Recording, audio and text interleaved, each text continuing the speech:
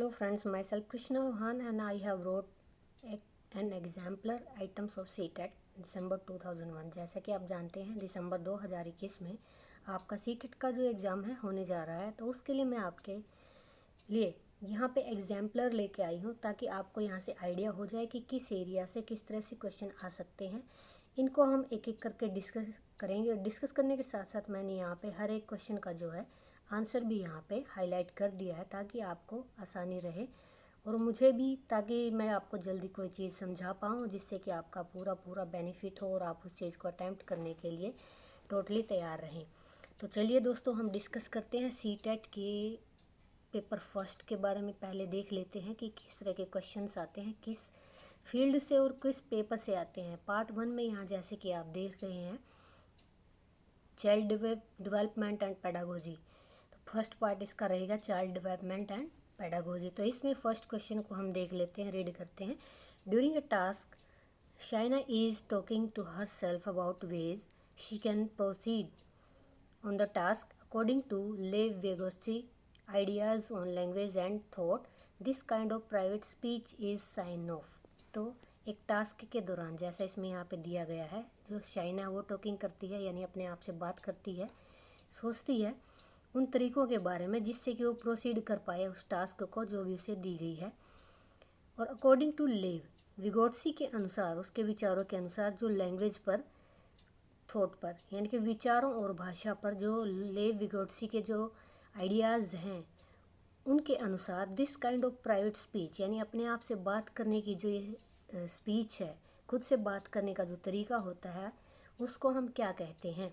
तो इसमें first option आप देख सकते हैं, यहाँ पे फर्स्ट ऑप्शन मैं आपको बता रही हूँ यहाँ पे कोग्निटिव इमेच्योरिटी यानी यहाँ पे संज्ञान अपरिपक्वता, संज्ञानात्मक अपरिपक्वता है पहला। दूसरा है सेल्फ रेगुलेशन, अपने आप को समझना।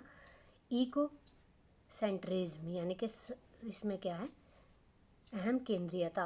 और साइकोलॉजिकल डिसऑर्डर तो आप समझते ही हैं कि मनोवैज्ञानिक जो अनएबिलिटी किसी भी मामले में होती है, डिसेबिलिटी जो होती है, उसको हम बोलते हैं साइकोलॉजिकल डिसऑर्डर। तो अपने आप से बात करने का तरीका कौन करता है, सेल्फ रेगुलेशन ही होगा। यहाँ पे देखिए सेल्फ, खुद से आइडिया लगा सकते हैं आप कि सेल्फ रेगुलेशन यानी खुद से अपने आप को रेगुलेट करना किसी चीज़ को सीखने के लिए, तो ये कहलाता है।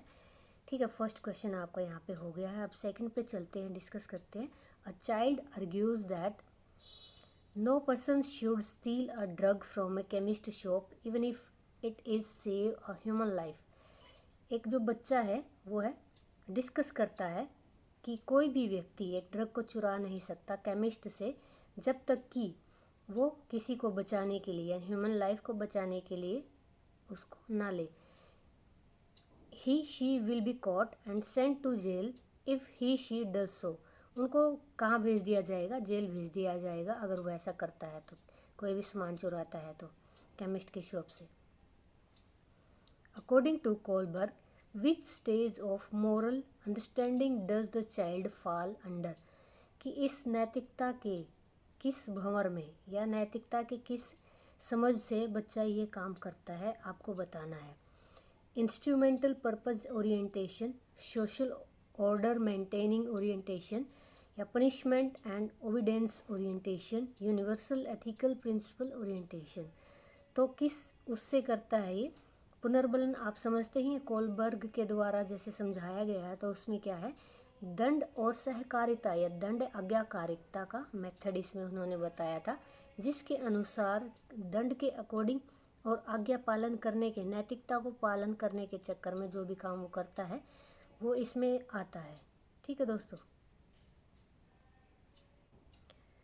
सो friends, next question third, which one of the following questions invites children to engage in critical thinking. किस तरह के क्वेश्चंस बच्चे को इनवाइट करते हैं एंगेज होने के लिए क्रिटिकल थिंकिंग के लिए, यानी कि एक जो बहुत ही क्रिटिकल थिंकिंग होती है उसको सोचने के लिए बच्चे को क्या चीज़ मजबूर करती है, ये आपको बताना है। ए, इसमें क्या है, do you know the answer to this, अगर हम बच्चे से पूछे कि आपको इसके बारे में उत्तर पता है। सेकंड इसमें है B, what is the right answer for this question, इस क्वेश्चन का राइट आंसर क्या है। C, is the concept clear to you all? क्या सभी को कॉन्सेप्ट क्लियर है? या डी इसमें दिया गया option, what are the different ways to solve this. तो दोस्तों ये हाईलाइटेड आंसर ही इसका आंसर रहेगा। आपको ये बात समझने के लिए क्वेश्चंस के बिल्कुल यहाँ पे आप देख सकते हैं 4 ऑप्शंस यहाँ पे गिवन है, तो इनमें से आपको कोई एक चूज़ करना है according to the question. Okay, और क्रिटिकल थिंकिंग को कौन यहाँ पे मेंटेन करेगा या कौन ज़्यादा उसको इनवाइट करेगा, कि तरीके बताने हैं अलग अलग कि आपका क्वेश्चन किस तरीके से ठीक हो सकता है। तो उसी में बच्चा ज़्यादा पजल होता है, उसमें ज़्यादा क्रिटिकल सिचुएशन में वो चला जाता है, सोचता है हर तरीके से कि आंसर वो दे पाए। ठीक है दोस्तों, अब इसमें 4 क्वेश्चन पे हम चलते हैं। विच of the following statement about intelligence is correct?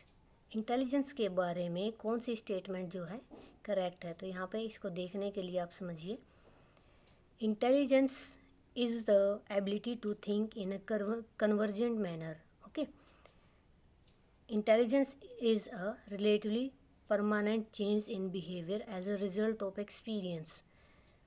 सी है इसका, intelligent is the ability that helps in predicting how good a person would be in a particular profession, कि किस तरह से एक जो पर्सन जो है पर्टिकुलरली किसी प्रोफेशन में गुड हो सकता है, ये भविष्यवाणी करता है। दूसरा इसका है, इंटेलिजेंट जो होता है रिलेटिवली परमानेंट चेंज लाता है बिहेवियर में, रिजल्ट से उसका एक्सपीरियंस निकलता है। फिर यहाँ पे intelligence the ability to think in, यानी कि अपसारी मैनर में, अपसारी तरीके से सोचने के लिए किसी भी बच्चे को यहाँ पे इंटेलिजेंस एक एबिलिटी के रूप में लेता है। तो यहाँ आपको इसका उत्तर देना है। डी पार्ट इसका रहेगा, intelligence is the multi dimensional involving several abilities not entirely measurable by intelligence test. तो क्वेश्चन क्या था हमारा कि क्या चीज़ हमें बताती है इंटेलिजेंस के बारे में कि ये करेक्ट है। इंटेलिजेंस हमें पता है कि बहुबुद्धि के कारक जो दिया गया है उसके अकॉर्डिंग इंटेलिजेंस एक multi dimensional involving several abilities को, यानी इसमें क्या होते हैं, इन्वॉल्व होती हैं बहुत सारी अलग अलग abilities, not entirely measurable by intelligent test, जो सारी की सारी इंटेलिजेंट टेस्ट से भी क्या नहीं हो सकती, मापी नहीं जा सकती। 5th क्वेश्चन इसमें देखिए, repeatedly asking children to engage in a learning activities either to avoid punishment or to gain a reward। यहाँ पे आपको बताना है कि बार बार बच्चे से पूछते रहना है, उसको एंगेज करें लर्निंग एक्टिविटी के लिए, या फिर उसको अवॉइड, वो पनिशमेंट को अवॉइड करे, या फिर किसी भी रिवॉर्ड को लेने की इच्छा उसमें हो। तो इस क्वेश्चन में पूछा गया है, repeatedly asking children to engage in learning activity, बार बार बच्चे को पनिशमेंट का डर दिखा के या रिवॉर्ड का फ़ायदा दिखाकर उसको लर्निंग में एक्टिविटीज़ में एंगेज होने के लिए कहा जाता है। तो ये क्या है, ये है decrease extrinsic motivation, increases intrinsic motivation, would encourage children to acquire knowledge and skill for their own development.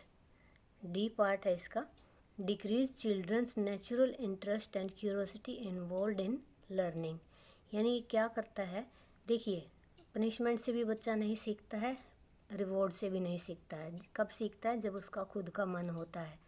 तो ये क्वेश्चन आप बिल्कुल अपने अकॉर्डिंग भी लिख सकते हैं, डिक्रीज़ कर देता है बच्चे की प्राकृतिक रुचि और उसकी जिज्ञासा को, जो कि इन्वॉल्व होती है लर्निंग में। कोई भी पनिशमेंट, कोई भी रिवॉर्ड उसको नहीं सिखा सकता है, ये सिर्फ थोड़े ही टाइम के लिए स्टिमुलस हो सकते हैं। नेक्स्ट हम चलेंगे question number 6। The teacher was observing Vinod as he was engaged in making a model. Teacher ने ऑब्जर्व किया कि विनोद एक मॉडल बना रहा है। The model was a replica of the city of Mirzapur. Model क्या था, मिर्ज़ापुर सिटी का रेप्लिका यानी ढांचा। And Vinod had built a new monorail transport system with plaster of Paris, और plaster of Paris से वो क्या कर रहा है, मोनोरेल ट्रांसपोर्ट सिस्टम बना रहा है। He had created a mental map of the proposed transport network and translated it on the replica connecting the key junction to the city। इसमें वो क्या करता है, उसने एक यहाँ पे देखिए मेंटल मैप बनाया है ताकि वो ट्रांसपोर्ट नेटवर्क को शहर से जोड़ सके। Vinod presents us an example of which the following types of intelligence, किस तरह की बुद्धि उसने यहाँ पे प्रदर्शित की है। काइंस्थेटिक इंटेलिजेंस, इंटरपर्सनल इंटेलिजेंस या स्पेशल इंटेलिजेंस। डी पार्ट इसका रहेगा इमोशनल इंटेलिजेंस। इमोशनल तो कोई काम नहीं है, लॉजिक हो रहा है सारा, यहाँ पे प्रैक्टिकल काम कर रहा है। यहाँ पे इंटरपर्सनल इसलिए नहीं हो रहा कि वो अंतर्व्यक्तिक कोई काम नहीं कर रहा है। काइंस्थेटिक भी यहाँ पे नहीं बनेगा। काइंस्थेटिक में फिर यहाँ पे स्पेशल इंटेलिजेंट क्या है कि स्पेशल इंटेलिजेंट का मतलब क्या है, यहाँ पे दो चीज़ों में संबंधता दिखाई जा रही है।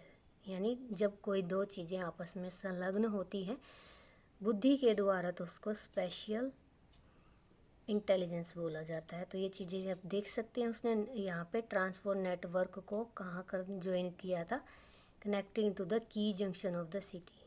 ठीक है, नेक्स्ट हम चलते हैं question number 7।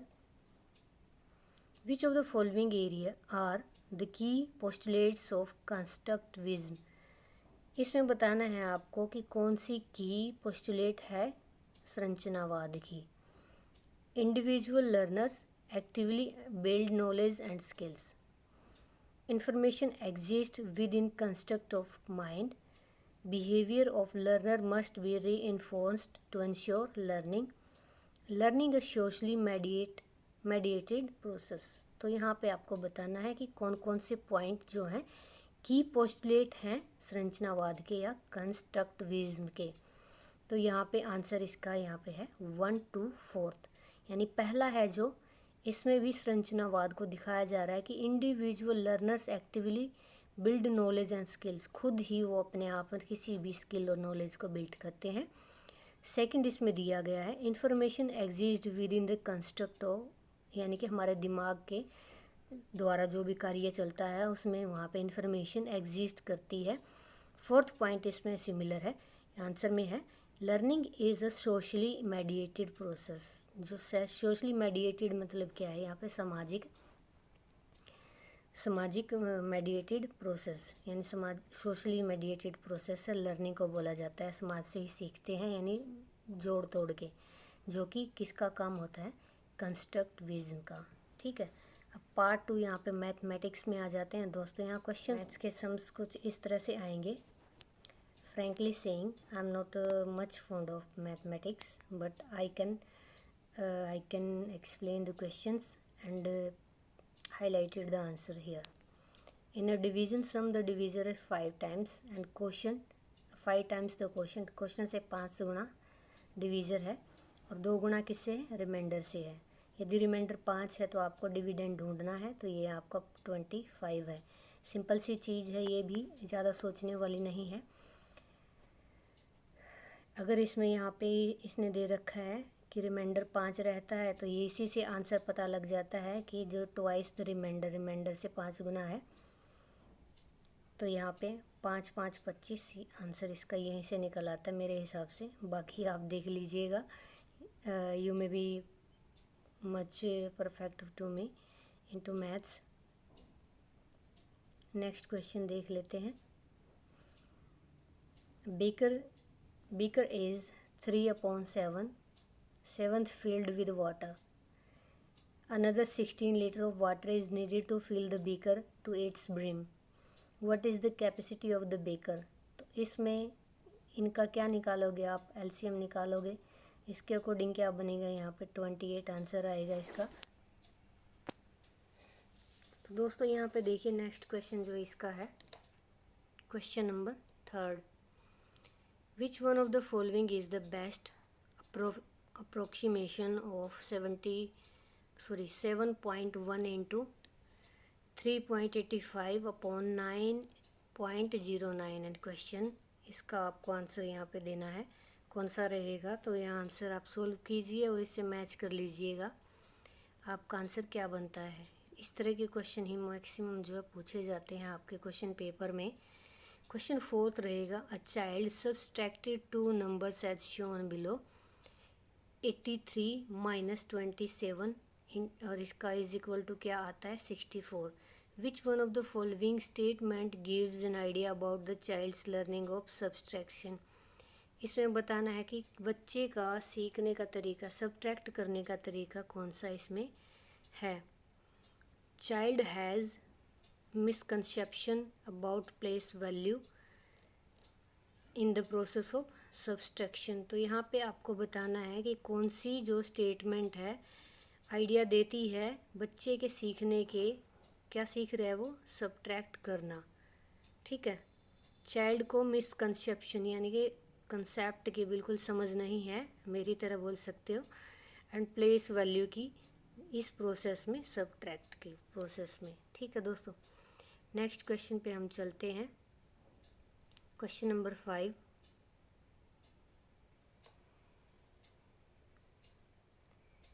given below are the 4 figures with line AB passing through them, in which of the figure AB is axis of reflection symmetry।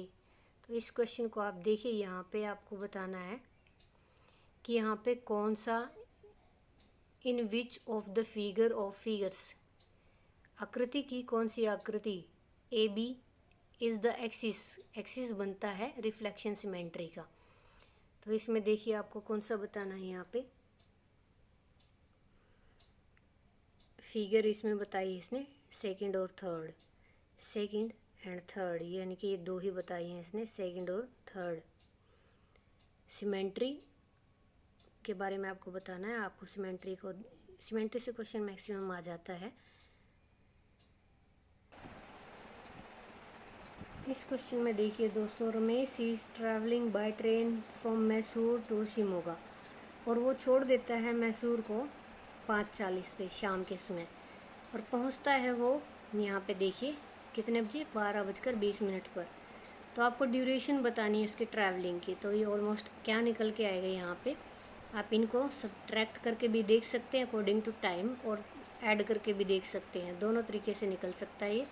तो यहाँ पे 6 घंटे 40 मिनट का उसका पूरा का पूरा टाइम रहता है। अब 12:20 में से आप 17:40 को अगर माइनस कर देंगे या 5:40 को माइनस कर देंगे, सेम ही चीज़ आती है। नेक्स्ट चलिए देखिए, how many axis of symmetry does the following image have. तो इसमें आपको बतानी सिमेट्री कितने, एक्सिस ऑफ सिमेट्री इसमें कितने हैं।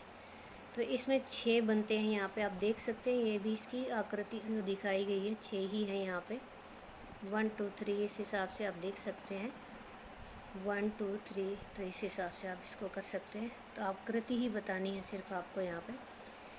8th क्वेश्चन क्या रहेगा, in the assessment conducted by class 4th teacher miss Parul, a majority of her students identified 1/7 as being greater than 1/3.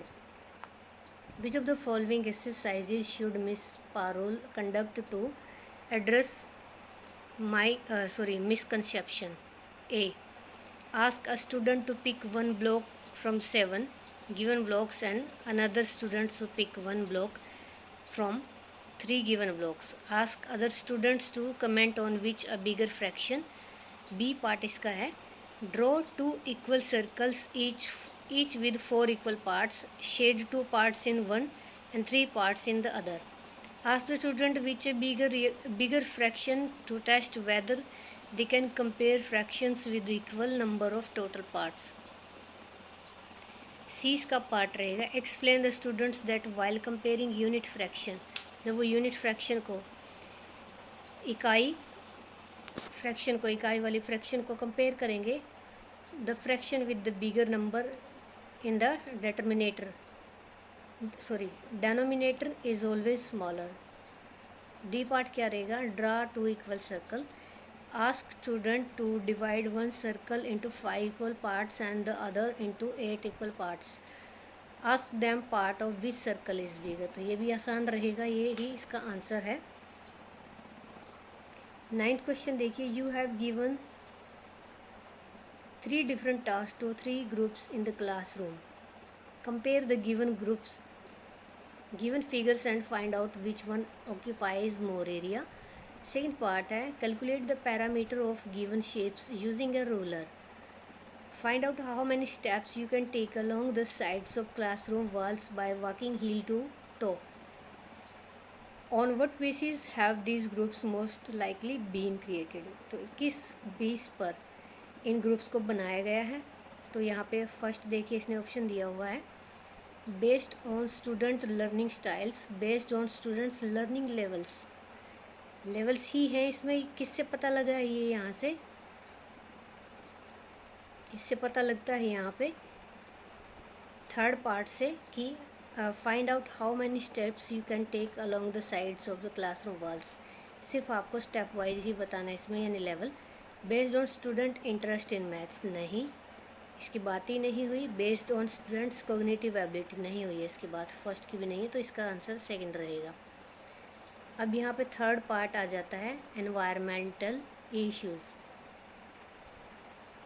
या स्टडीज़ बोल सकते हो आप इसको। तो इसमें है with respect to the location of Delhi in which directions are Gandhinagar and Patna located respectively. तो आपको बताना है दिल्ली के हिसाब से गांधीनगर और पटना किस डायरेक्शन में पड़ेंगे दिल्ली से। तो यहाँ से साउथ वेस्ट और साउथ ईस्ट, जिसको पता है लोकेट करके देख सकता है। हालांकि इसमें बहुत ज़्यादा काम होगा मैप के लिए, तभी जाके चीज़ सीखने को आती है। क्वेश्चन 2 रहेगा यहाँ पे what should be avoided in anecdotal record. क्या अवॉइड कर सकते हैं हम एनसीडेटल रिकॉर्ड्स में, क्या अवॉइड करना चाहिए? Identifying mainly problematic situation, identify strength and weakness, making statements of judgement, identifying areas interest and relationship. तो हमें यहाँ पे क्या चीज़ इग्नोर करनी है, अवॉइड करना है कि हमें प्रॉब्लमेटिक सिचुएशंस को अवॉइड करना है। फिर यहाँ पे हमें करना है जो थर्ड है इसमें मेकिंग स्टेटमेंट्स ऑफ जजमेंट नहीं करनी है। करना क्या है हमें यहाँ पे? केवल आइडेंटिफाइंग स्टेटमेंट्स, बच्चे की जो स्ट्रेंथ और वीकनेस पे काम करना है, या फिर उसके इंटरेस्ट या फिर रिलेशनशिप पर हमें काम करना है। तो यहाँ पे इसके ये आंसर रहेंगे। क्वेश्चन नंबर 3 की अगर हम बात करें, इसमें certain regions have houses smeared with cow dung, यानी कि कुछ क्षेत्र के घरों में काव के गोबर की, यानी कि गाय के गोबर की जो स्मेल आती रहती है। Why do people in these regions cover the floors and walls of their huts with cow dung and mud. तो फिर वो यहाँ के लोग जो हैं काव के यानी कि डंग से, गाय के गोबर से अपने घर की दीवारें और फ्लोर क्यों ज़्यादा कवर करते हैं? The smell of cow dung keeps the animals away, नहीं, जानवर तो इससे दूर नहीं होते। To make the floor and wall smooth, नहीं होता ये भी। नेक्स्ट हम देखते हैं these are easily available material in that origin. हाँ ठीक है, पर आंसर नहीं है। To make it water resistant and work as an insulator, यानी ये काम करता है 100%, यही बात है। अब इसमें नेक्स्ट क्वेश्चन है x is the capital of city state of India. If you travel north, पहले तो आपको डायरेक्शंस का, यही रीजनिंग में होता है, सबसे पहले हमें डायरेक्शन का पता होना चाहिए कौन सी होती है। आप प्लस का निशान बना लीजिए अगर ईस्ट वेस्ट के हिसाब से हम इस क्वेश्चन को करेंगे, ठीक है। क्वेश्चन देख लेते हैं। X is the capital city of a state in India. मान लीजिए कि ये यहाँ पे हमारी जो कैपिटल सिटी है। If you travel north from the x, north चलेंगे हम, यहाँ नॉर्थ है, देखिए इधर आ गई हूँ मैं यहाँ पे। Cross 4 interstate borders you get to, आपने यहाँ पे 4 इंटरस्टेट बॉर्डर को क्रॉस किया, यू गेट टू वाई, आपको क्या मिला यहाँ पे? वाई मिला। And which is the capital city of another Indian state, जो कि दूसरी कैपिटल सिटी है। पहली कौन सी थी? एक्स, अब दूसरी कौन सी होगी? Y. If Chandigarh is located to the north west of Y, यानी कि चंडीगढ़ जो है लोकेटेड है नॉर्थ और वेस्ट ऑफ वाई, नॉर्थ और वेस्ट वाई, यानी यहाँ पे ही होगा। Identify X and Y, X को यहाँ से करेंगे तो ये इसका क्या बनेगा, एक्स और वाई, तो ऐसे बनेगा, यानी कि नॉर्थ और वेस्ट में ही है वो। तो हमारा आंसर यहाँ पे देखेंगे X Bengaluru, Y Jaipur, X Panaji, Y Bhopal. अब इससे हमें पता होना चाहिए कौन से शहर की साइड में यानी दिशाओं में कौन सा दूसरा शहर, तो आप उसको निकाल पाएंगे। लेकिन अगर हम दिशाओं की बात करें तो हमारा आंसर यहाँ पे नॉर्थ और वेस्ट में ही आएगा। तो यहाँ पे नॉर्थ और वेस्ट की जो सिटी बन रही हैं ये बन रही है Hyderabad and Dehradun. Next question हम देखते हैं। A postal address has a 6-digit postal index number। 6 नंबर का डिजिट वाला इंडेक्स नंबर यानी पिन बोल सकते हैं हम इसको, पोस्टल एड्रेस का है। The first 2 digits represent in the region and sub region. पहली जो 2 डिजिट्स होती हैं वो क्षेत्र और उसके, जैसे कि हरियाणा और हरियाणा के अंदर पानीपत, उसको लोकेट करती हैं। टू विच एड्रेस बिलोंग, जो जिस एड्रेस से बिलोंग करता है। What do the first 3 digit represent. अब पहले की 3 डिजिट किसको रिप्रेजेंट करती हैं, वो करती है डिस्ट्रिक्ट को, यानी भारत के बाद हरियाणा जो 2 डिजिट है वो बताती हैं, और बाकी की जो 3 डिजिट है वो बताती हैं कि किस डिस्ट्रिक्ट में हमें जाना है। पहली 2 बताएंगे कि हमें इंडिया में जाना है, हरियाणा में जाना है। इसके बाद जो 3 डिजिट्स हैं वो बताएंगे कि हमें डिस्ट्रिक्ट में जाना है। ठीक है। Which of the following is the least appropriate pedagogical resource to develop a sense of historical analysis of events for our past। इसमें आपको बताना है कौन सी सबसे कम पेडागोजिकल रिसोर्स होती है डेवलप करने के लिए एक सेंस को। कौन सी सेंस, हिस्टोरिकल विश्लेषण की, किसी भी पास्ट के इवेंट की घटना को विश्लेषण करके। Physical map of ancient Magadh, यानी सबसे ज़्यादा अगर हम यहाँ पे प्राचीन अगर बात करते हैं तो यहाँ पे मगध जो है सबसे प्राचीन राज्य है। 7 क्वेश्चन यहाँ पे। In addition to the content subjects taught in the class must be used build broader thinking skills in students। Certain thinking patterns are shown through misconceptions on various topics।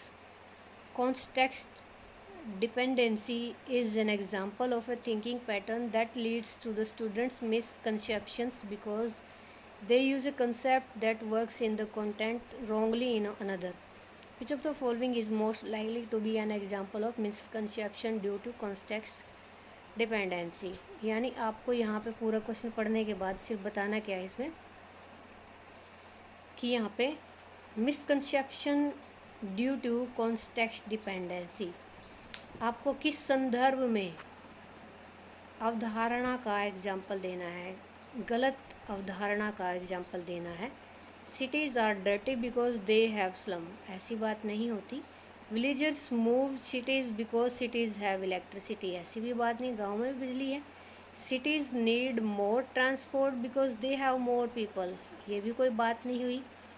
Farmers you are unemployed because there are no factories in the village, ये हो सकता है। तो आपका यहाँ पे answer इस question का रहेगा डी। नेक्स्ट देखिए। Doctor Sharma undertook an experiment where she made one group of students to breathing exercises for 10 minutes and another group was not given any special treatment. पहले को बोलती है कि भी आप ब्रीदिंग करो 10 मिनट के लिए, दूसरे को कोई वो स्पेशल ट्रीटमेंट जो है नहीं देती है। Next both groups were given a set of 10 problems to solve. अगले ग्रुप को वो दे देती है कि भी आप कोई भी 10 प्रॉब्लम्स को सॉल्व करो। She compared how quickly the two groups were given at a set of 10 problems to solve। इसमें देखिए अब वो कंपेयर करती है कि कितनी जल्दी 2 ग्रुप जो हैं प्रॉब्लम को सॉल्व करते हैं। What was the dependent variable in the experiment, इसमें आपको आश्रित चर बताना है आश्रित चर के बारे में आपको पता ही होगा, चर दो तरीके के होते हैं, आश्रित और अनाश्रित। आश्रित और अनाश्रित से नाम से पता लग रहा है सेम, बिल्कुल एग्जैक्ट इनका ऐसे मीनिंग होता है, एक खुद से करने वाला, एक उस पर निर्भर रहने वाला। The time spent in the breathing exercises, यहाँ पर डिपेंडेंट वेरिएबल का काम कौन कर रहा है, यानी कि एक को तो बताया गया ब्रीदिंग एक्सरसाइजेज करो भाई, एक को बोला गया कि 10 प्रॉब्लम को सॉल्व करो, और एक थर्ड ग्रुप है उसको कुछ भी नहीं बोला गया। Age of the students, the breathing exercise, the time it took to complete the set of problems. तो इसमें डिपेंडेंट वेरिएबल क्या होता है कि 10 मिनट का टाइम लेकर आप ब्रीदिंग के बाद आप 10 प्रॉब्लम्स को सॉल्व करो। तो इसमें वेरिएबल क्या बताया गया है कि जब वो इस काम को ब्रीदिंग के बाद इस काम को करने लगते हैं तो सेट्स ऑफ प्रॉब्लम में वो करने में कितना टाइम लेते हैं, इसका आंसर रहेगा।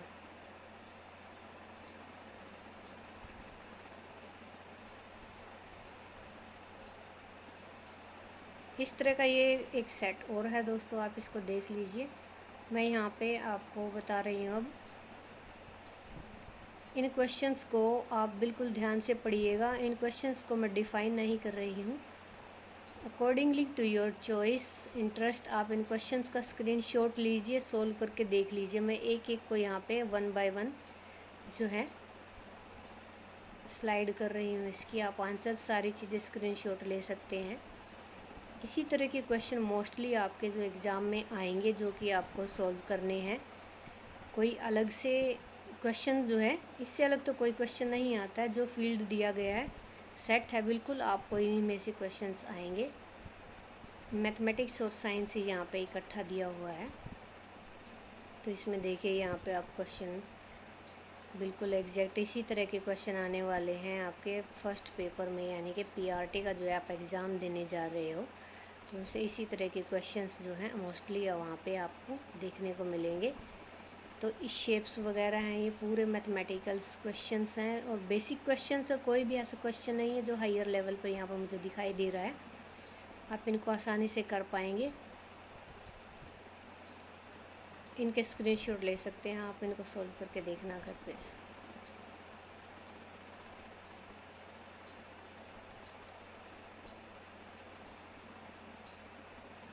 एसएसटी सोशल साइंस भी है यहाँ पे, इस क्वेश्चन देखिए यहाँ पे। Earth is not incline towards the plane of orbit, इसका आंसर ए और सी रहेगा।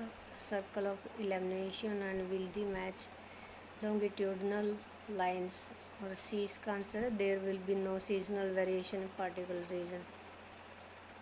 इसमें स्टेटमेंट्स वाले क्वेश्चन बहुत ही ज़्यादा टाइम लेते हैं, तो सबसे पहले आप जो इसमें नहीं होता है ना आंसर, उसको फटाफट ढूंढिए, फिर उनको मैचअप करके ए के साथ बी सी डी ई ए जैसे इसका आंसर दे रखा है तो उस हिसाब से इस आंसर्स को, ये सारा पैडेगो सीटेट का यही तो सबसे स्टैंडर्ड मतलब अच्छा माना गया है कि इसमें इसी तरह के क्वेश्चंस डाले जाते हैं, ताकि आपको टाइम की वैल्यू के साथ साथ चीज़ की वैल्यू भी समझ आएगी कि आपको किस तरीके के और किस फील्ड से रिलेटेड क्वेश्चंस और किस लेवल से क्वेश्चंस आपको यहाँ पे दिए जाएंगे। बहुत ही ज़्यादा हाई लेवल के क्वेश्चंस होते हैं।